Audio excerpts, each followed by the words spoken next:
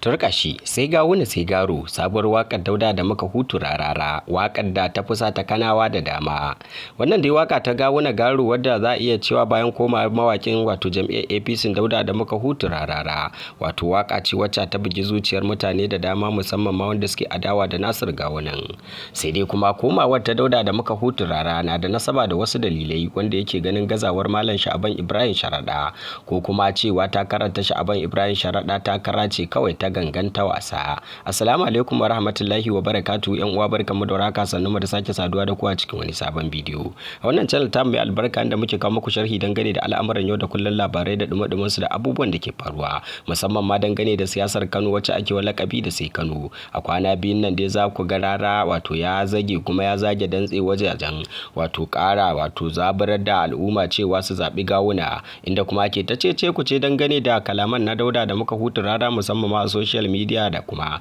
mutane 'yan kungiyoyi da wasu daga cikin 'yan fim wanda ba sa ra'ayin zaben gawunan. Sai dai raran da shi da Aisha Humaira wacce take ta hannun damansa ce a bangaren social media suna ci gaba da shan caccaka tun bayan lokacin da suka fito suka bayyana makanawa wanda za su zaba. Sannan bugu da ƙari akwai abin da raran ya janyo masa cece ku ce cewa kowane dan takara ko kuma dan siyasa dole ne ya kawo jam'iyyarsa ko kuma dole ne ya kawo akwatinsa, kasancewar da zaben da aka yi na gwamnoni cewa mutane da dama a jihar ta Kano sun kasa kawo rumfarsu. Wannan dalili ya sa raran ya kira da cewa matukar dai ana son dorewar jam'iyyar APC a Kano kuma ana son a ci wannan zaɓe na gwamna wanda za a gudanar ranar 18 ga wata, dole ne a tilasta ma kowane mai rike da mukami, ciyaman, kansila ko waye ma dole ne ya kawo rumfarsa. Wannan dalili yake ganin idan har an yi haka to mutanen Kanan za su cimma gaci kuma za a samu Nasiru Yusuf Gawunan ya zama gwamna. To wannan dai yanzu wani abu ne wanda ake ganin daga nan zuwa ɗan lokaci za a ga abin da dai za a yi nan da kwana uku, matukar dai wato an dage din ko kila ta iya canza ganin yadda jam'iyyar NNPP ke kwashe manya-manyan kujeru a jihar ta Kano.